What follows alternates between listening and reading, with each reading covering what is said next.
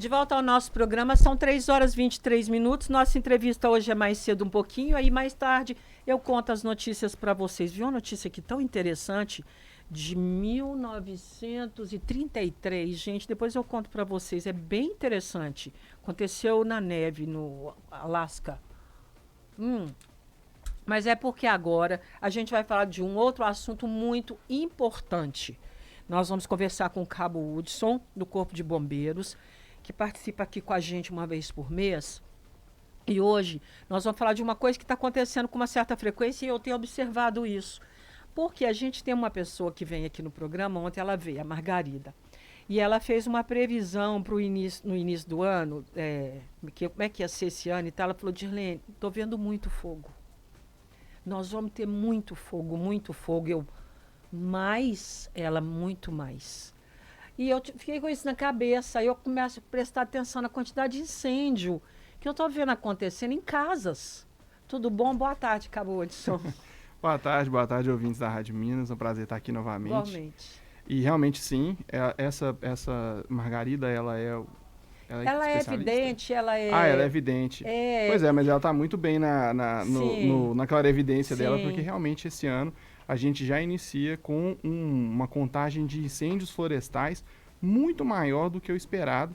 A gente ainda está no período de estiagem, né? Fora do período de estiagem, a gente está no período chuvoso, apesar que não está chovendo, né? Mas vai chover essa semana. Tá um clima que ainda não está propício assim para grandes toadas de incêndio, né? Muitos incêndios ao mesmo tempo. Mas a gente tem, eu até mandei um levantamento para a imprensa recentemente, que a gente teve um aumento esse ano em relação ao ano passado de quase 270% de ocorrências a mais de incêndio florestal, principalmente aqui em Divinópolis. E já está com essa estatística. Sim. Infelizmente, por fatores climáticos, né? A gente está por um período tá um pouco mais quente, já tem um tempinho que parou de chover, então a umidade já baixou um pouquinho, a vegetação já está um pouco mais baixa, mas vindo do período chuvoso, ela está também alta. Então, facilita a provocação do incêndio, que hoje, já com mais estudos, a gente entende que a grande maioria é por ação humana, né? Pois é, mas eu fico pensando nessa questão da ação humana. A gente viu pela televisão algumas pessoas no ano passado colocando fogo propositalmente em alguns lugares. Mas tem aqueles também que não colocam propositalmente. O que acontece? O que está acontecendo que esses incêndios, esses focos estão só aumentando? Falta de informação não pode ser. Assim... burrice, insistência sempre no quando erro. A gente é acionado, o sinistro ele já aconteceu. Então a gente consegue periciar alguns aspectos daquele incêndio, mas a gente não consegue chegar e determinar e falar assim, esse incêndio aqui, ele aconteceu porque uma pessoa fez uma limpeza no mato, o mato ficou seco porque ela cortou e aí pôs fogo para limpar, acabou que pegou em todo o lote ou toda aquela área urbana não protegida. Isso aconteceu uma vez em casa. Acontece com certa frequência, sim. Talvez se a gente fosse elencar aqui as causas mais comuns de incêndio em vegetação, talvez essa aí de limpeza, entre aspas, né, de lote, queimar folhas, ela é sim uma das causas mais comuns. E é interessante ressaltar isso aqui, não é uma prática que é proibida. Não é proibido, deveria ser. Então, eu creio que é uma questão que ela deveria ser feita com segurança, porque uma coisa é eu varrer um amontoado de folhas no meu passeio, e incendiar aquele amontoado de folhas. Sim. Ele está numa área ali que é incombustível, ele não vai propagar para lugar nenhum. Outra coisa é eu cortar um pouco de uma vegetação, queimar aquela vegetação num local que ainda tem vegetação. É claro que esse incêndio vai propagar. E aí esse sim é um caso que já é criminoso. Pois é, o que aconteceu lá em casa foi mais ou menos isso. Não foi criminoso porque a pessoa foi ignorante, entendeu? Porque na hora que ela pôs o fogo, eu estava olhando e não deu tempo. Na hora que eu falei, apaga isso, já era. Não apaga isso, já era mesmo. Quando as condições climáticas estão propícias, a propagação é muito grande. Então, e é rápida. Muito rápida. É tão rápida que, assim, queimou tudo. Foram 4 hectares, Sim. Mas queimou 2, mais ou menos, hectares de... É muito rápido, não dá tempo. A única coisa que a gente preocupa é com a casa, sabe? Do fogo não ir para casa, não queimar. Porque chega um momento que você desiste de tentar apagar o fogo. A gente não dá conta. O ideal é sempre chamar o Corpo de Bombeiros assim que começa, né? Mesmo que seja um princípio de incêndio, justamente porque a gente tem equipamentos que permitem que a gente faça um combate mais rápido do que qualquer outro cidadão. Então, né? mas era outro município. Então, eu Sim. nunca pensei em chamar vocês. Atendemos também outro município. O 10º Batalhão, ele tem hoje responsabilidade sobre 58 cidades, mas nós só temos unidades instaladas em 10 cidades. Então, essas cidades elas são estratégicas, né? São ali as cidades que são mais populosas, que atendem maior número de rodovias, que tem uma frequência maior de veículos, justamente para a gente poder facilitar o deslocamento, né? Hoje, assim, não é o ideal ainda, mas hoje não tem nenhuma unidade nossa que esteja a mais que 40 minutos de distância de deslocamento. Então, a gente tem sim condições de atender. É claro que, por exemplo, né, iniciou o incêndio num lote vago. É difícil a guarnição chegar lá a tempo de conseguir fazer o combate. Sim. Mas uma área urbana não protegida, por exemplo, né, um pasto, uma área de grande vegetação, a guarnição consegue sim chegar a tempo. É, porque vai passando para outros, né? Por mais que a Sim. gente tentasse apagar e a gente tentou e conseguiu apagar bastante, que nisso os vizinhos tudo veio, aparece para ajudar. Então, assim, mesmo assim, tem que apagar para não ir para o outro terreno do lado, né? Porque é um Sim. terreno separado por cerca. Sim, Então, sim. o fogo passa. O fogo passa. Gente, nós vamos continuar falando de incêndio e daqui a pouco a gente vai falar de incêndio doméstico. Porque eu tenho visto muita matéria de incêndio também doméstico que acontece nas casas e a gente vai falar um bocadinho sobre isso. Daqui a pouquinho, o Bira me entregou um papel aqui falando que hoje é dia da poesia. A gente fala sobre isso mais tarde, tá? Voltando para a nossa entrevista com o Cabo Hudson do Corpo de Bombeiros, a gente está falando de incêndios. E agora a gente vai passar para uma área que é uma área que me deixa um pouco apreensiva no sentido de que a gente tem visto muito incêndio doméstico acontecendo. Eu vejo muito na televisão, ainda bem que eu só vejo na televisão. Mas eu fico com certo receio quando a gente mora em casas muito grudadas, sabe? Então, como é que isso também está aumentando? Olha, não diria aumentando, mas são um número considerável de atendimentos que o nosso batalhão faz. E todo o estado, né, todo o país, acredito até que todos os países passem a ter um volume grande desse atendimento, porque infelizmente acidentes acontecem, né? A gente estava conversando aqui em off, né, no começo do programa, mas é comum hoje em dia sempre haver, às vezes por uma instalação de um aparelho novo, tem uma sobrecarga elétrica, a pessoa esquece um fogão, alguma coisa no fogão, deixa uma criança sozinha por um tempo, a criança vai brincar com alguma coisa ali e acaba provocando um incêndio. Então, é da ação humana, né? O ser humano ele tá exposto a sofrer acidentes, e esses acidentes acabam trazendo números ainda expressivos, mesmo que a gente vá, né, todo ano divulgando essa cultura de prevenção. Mas no 10º Batalhão a gente ainda atende cerca de 1.000 ocorrências por ano relacionadas a incêndio urbano, aí seja incêndio de residência, seja em comércio, em galeria, galpão, qualquer lugar que seja uma área confinada. A gente atende aí, no ano passado nós atendemos 967 incêndios. Só que em Divinópolis foram 267 incêndios. É muita coisa. É, bastante coisa. Alguém machucado, morto, alguma Não, coisa assim? acidentes graves, né, incêndios graves no ano passado, que eu me recorde, não houve. Pode ser que houve algum outro aqui que eu não estou lembrando agora. Mas compensação a casa queimou. Acontece de perder um cômodo, às vezes perder metade da casa, às vezes de ser uma empresa, né, e perder um maquinário que seja caro, todos por causa de pequenos acidentes, né, infelizmente a gente se descuida com algumas coisas e acaba provocando um incêndio sem saber. Até porque tem aquela história da rotina. Por exemplo, a pessoa que tem uma rotina de fazer comida todo dia, tal hora, ela está ali fazendo comida e tal. Só que de repente acontece alguma coisa que muda a rotina dessa pessoa. Ou alguém chega, ou acontece alguma coisa na rua, ela vai lá ou tirou a atenção dela, esqueceu. Gente alcoolizada, fumando na cama. Acontece. Infelizmente acontece e acaba provocando acidentes, às vezes até mortais, né? Até fatais.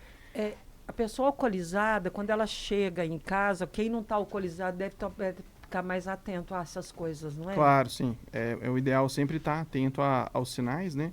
Até porque a gente está acostumado a certos comportamentos que a gente vê no filme, mas não necessariamente eles refletem a realidade. Uhum. Um deles, por exemplo, crepidação. Toda vez que a gente vê um incêndio, né, para quem está vendo aquela peça ali, o filme, que seja, vai ter esse barulho de crepitação para quem está Tem. assistindo saber que tem um fogo que vai acontecer ainda ou que está acontecendo em algum outro cômodo. Mas nem sempre isso é a realidade. O fogo, ele costuma crepitar em material que é sólido poroso. Por exemplo, madeira, espuma, ela vai fazer um certo barulho, mas algumas coisas não. Por exemplo, material elétrico, normalmente, ele tem um barulho ali das chamas, né, claro, mas é bem mais baixo. Então, assim, a gente tem que ficar mais atento ao olfato, a presença de fumaça, né? Às vezes a fumaça ainda tá pouquinha, mas aí quando eu olho ali para a lâmpada, eu vejo uma pequena presença de fumaça. É alguma coisa que está fora do ordinário. Então, a gente começa ali a buscar possíveis pontos que pode ser um princípio de incêndio. Por quê? O princípio de incêndio, ele pode ser combatido. O incêndio já não. O incêndio, ele só pode ser combatido por um bombeiro ou uma pessoa treinada. A gente não tem, com materiais domésticos, a gente não tem condição de fazer frente a um incêndio. E é um pouquinho disso que eu vim falar hoje, porque nós estamos elaborando e tentar fazer uma campanha esse ano para uma série de eventualidades que eu por enquanto, eu estou chamando de e agora? Aconteceu uma determinada ocorrência, e agora? O que eu faço? E essa situação é uma dessas mais comuns. Por exemplo, a minha casa pegou fogo. O que eu faço? O que você faz, Gilene? Pegou ou tá pegando? Tá queimando? Tá queimando, você tá vendo. Mas não é jamais um princípio de incêndio. Ah, não não ali, já é incêndio. Já é um incêndio. Ah, daí eu saio correndo. Você faz certo. É a primeira coisa a se fazer. Eu tenho pavor de calor, debaixo de fogo. Então, a gente pode colocar assim, quais são as duas primeiras coisas que se precisa fazer num incêndio? Por exemplo, é noite, eu tô dormindo num quarto e eu vi que num outro quarto, ou na cozinha, na sala, começou a ter um incêndio. Eu tenho condições de sair dali? Eu consigo passar por aquele local sem passar por onde está pegando fogo? Eu vou sair da casa e eu vou ligar para o Corpo de Bombeiros. Isso é o que qualquer cidadão faz. Isso é o que todo mundo tem que fazer. Uhum. Mas tem algumas coisas que eu posso fazer a mais que vai acabar preservando ali meu patrimônio, né, confinando aquele incêndio, diminuindo os danos que eu tenho e talvez ali, né, até salvando vidas. Então vamos falar daqui a pouco? Vamos, claro. Daqui a pouquinho, então, a gente continua esse assunto, tá, gente? Super importante, eu acho que todo mundo deveria prestar atenção, que a gente nunca sabe quando pode acontecer na nossa casa ou na casa de alguém perto de nós, tá? 3h53, a gente volta já. 3h16, de volta ao nosso programa, conversando com o Cabo Hudson, do Corpo de Bombeiros. E hoje a gente está falando de incêndios. Já falamos de incêndios na mata, mas agora a gente entrou na área doméstica. Onde que a gente parou? Então, a gente falou no bloco anterior a respeito do número de atendimentos que a gente tem, né? E que a maioria desses atendimentos são vindos de acidentes. Ah, você até me perguntou o que eu faço, Chico. Isso. Eu falei, eu vou para a rua. Mas ir para a rua é um bom início. O ideal realmente identificou um incêndio, e aí a gente, só lembrando de novo, a diferença de um princípio de incêndio para um incêndio. Exatamente. O princípio de incêndio a gente ainda consegue combater, né? Tem uma lixeira ali que está pegando fogo, tem uma panela que tá no fogo, tem um começo de um tecido, uma coisa que começou a pegar fogo, eu consigo ainda combater e apagar. O princípio de incêndio é diferente do incêndio mesmo. O incêndio a gente só consegue apagar com profissionais especializados ali, né? Ou seja, com o Corpo de Bombeiros. Então, o que a pessoa que está nessa situação, o que ela consegue fazer para remediar aquela situação que ela está? Uhum. Vamos colocar algumas situações. Primeiro, que o ideal é não deixar aparelhos elétricos ligados na tomada, evitar o máximo possível, e quando for deixar, colocar ali com um estabilizador elétrico, né? Algum aparelho que tem por exemplo, mas tem extensão que tem uma resistência elétrica, quando ela sofre uma sobrecarga, ela mesma desliga. Então, isso. E ter um certo cuidado, são os famosos filtros de linha. Uhum. Ter um certo cuidado com os aparelhos que tem que ficar ligado o tempo todo na tomada e evitar. Por quê? Porque a esmagadora maioria, hoje já que a gente já tem esse trabalho de perícia de incêndio, né, a esmagadora maioria dos incêndios domésticos, eles são causados por sobrecargas elétricas.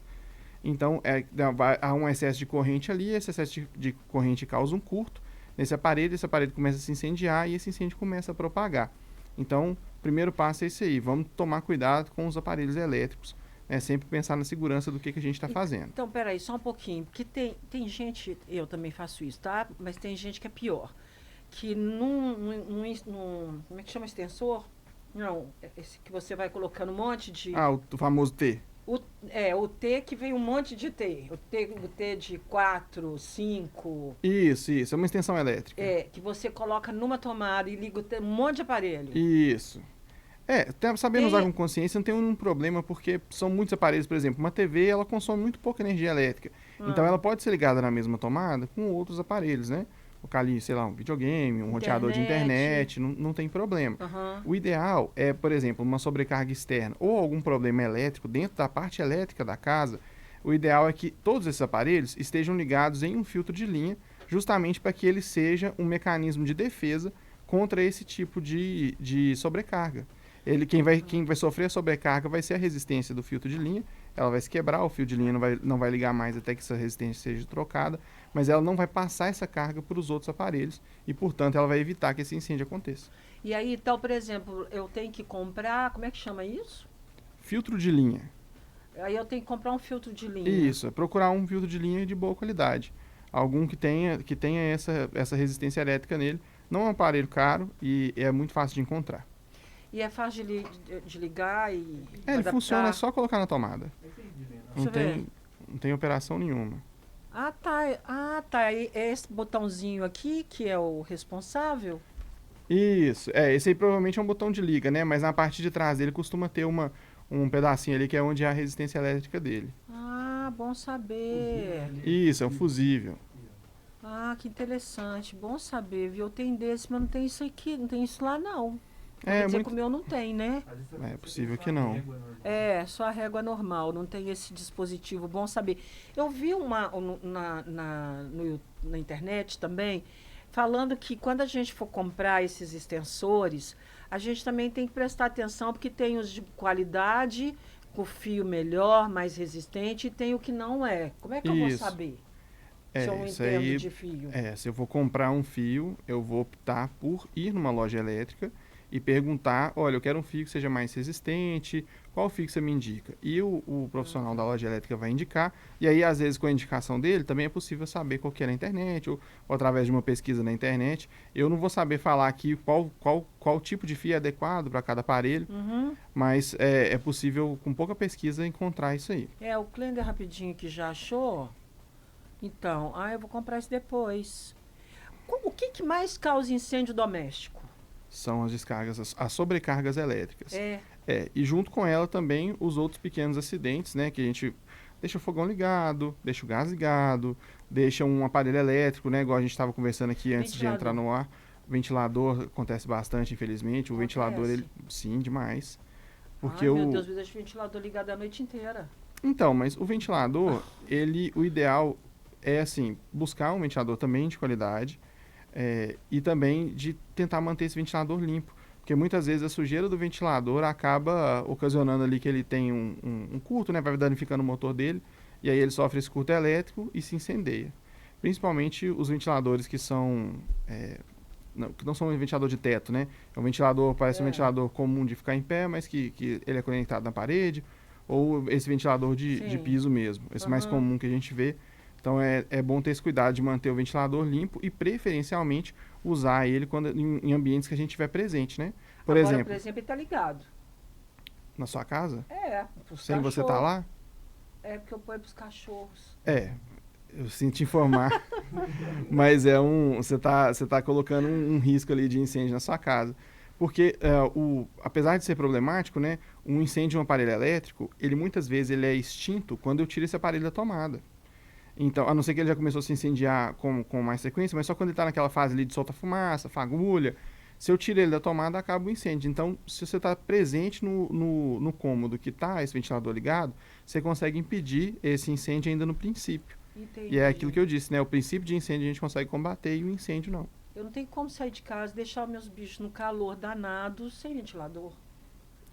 Cruel, eu acho cruel, entendeu? Eles sentem muito calor. Até um husky, né? Sente muito calor. Sim. Não, mas assim, o meu irmão mora lá também, entendeu? Aí eu falo com ele, vai lá em casa toda hora olhar os ventiladores. É a minha recomendação para ele. Sim. Eu acho que ele vai. Porque ontem, por exemplo, eu cheguei lá, estava tudo desligado. E você mantendo também o ventilador limpo também vai te salvar um monte de problemas.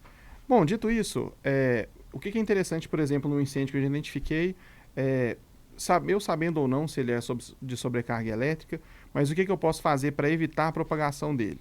Se for possível chegar até o cômodo sem passar pelo cômodo que tem um incêndio, eu posso ir no meu quadro elétrico da minha casa, do meu apartamento, da minha loja, que seja, e desligar todas as chaves do meu quadro elétrico. Isso aí ajuda bastante a evitar a propagação do incêndio. Não tem que desligar, não é o Pode desligar o padrão da rua também, o que for mais fácil, sim. Ah, tá. Entendi. É porque muitas vezes, às vezes o padrão da rua, ele tá fechado. Mais longe.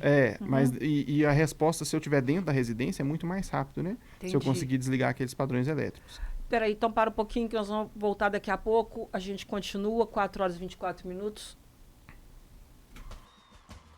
A gente parou, lá que a gente vai pra rua, se pegar fogo. Quando é que eu... Tá, você falou que grande incêndio eu vou pra rua, pequeno início eu tento apagar. Mas como é que eu vou saber se é início ou se eu tento apagar? Ou se... Jogo água? Tem gente que a primeira coisa que pensa é fogo, água. Se tiver um tempinho, a gente vai falar da panela de óleo, que é justamente o que não se pode fazer, é jogar água. Mas justamente, a avaliação do incêndio, o que ele é um princípio de incêndio, o que é um incêndio já descontrolado, né? Ele é tácito, a gente olha para ele e vê, por exemplo, né, um início de um incêndio está queimando um amontoado de papel. Eu olho para aquilo lá e falo, eu consigo apagar. Agora, está queimando um cômodo inteiro, eu não consigo apagar. Tá. Eu vou colocar meu risco, eu não consigo me aproximar e eu não tenho ferramentas ali que me permite combater aquele incêndio. E aí, quando a pessoa vai tentar fazer alguma coisa naquilo ali, ela vai se expor ao risco, tanto de queimaduras, né, quanto também a exposição da fumaça. Então, vamos lá fazer as últimas dicas aqui, para todo mundo que estiver nos ouvindo, que nós já vamos encerrar nesse bloco. Vou falar de coisas mais breves. Primeiro, eu identifiquei o incêndio em um cômodo. Um quarto, por exemplo, eu tenho condições de fechar aquele cômodo? A janela está fechada, eu consigo fechar a porta e deixar aquele cômodo confinado? Eu vou fazer isso. Para muita gente acha que é contrassenso, que tem que abrir a janela, tem que abrir a porta, tem que abrir todas as janelas e todas as portas, mas não. Quando a gente faz isso, a gente está aumentando a oferta de oxigênio e está aumentando a velocidade que aquele fogo vai propagar. E quando eu faço o contrário, por exemplo, num cômodo que está com a janela fechada e eu consigo fechar a porta daquele cômodo, né, eu confinei ele dentro daquele espaço exclusivo, o fogo ele vai queimar e ele vai queimar o ambiente que está confinado dentro daquele ambiente, dentro daquele espaço. E aí, quanto mais oxigênio queima, mais carbono está presente no ambiente e menos capacidade o fogo tem de se propagar, porque quanto menos oxigênio, mais fraco o fogo fica. Mais fraco o fogo fica, né? Eu falei um trava-língua sem querer aqui. Fogo fica. Mas ele fica mais fraco. Então, existe uma chance muito grande daquele incêndio ele se apagar sozinho. Quando eu confino ele, quando eu confino ele num local menor, num espaço menor. E lógico que até aquele momento você já vai ter ligado para o Corpo de Bombeiros, a gente vai ter chegado e a gente vai combater o incêndio bem menor, vai dar uma resposta mais rápido e vai ter menos danos ao patrimônio daquela pessoa que sofreu com aquele incêndio. Essa dica é legal, gostei. E uma outra coisa interessante, assim, mesmo antes do momento do incêndio, eu vou viajar, vamos tomar esse cuidado de desligar os disjuntores elétricos da casa e fechar todas as portas e janelas. Por quê? Se houve algum descuido meu, aconteceu alguma coisa e houve um incêndio, o incêndio, se a porta está fechada, a janela está fechada, ele vai ficar confinado só naquele cômodo.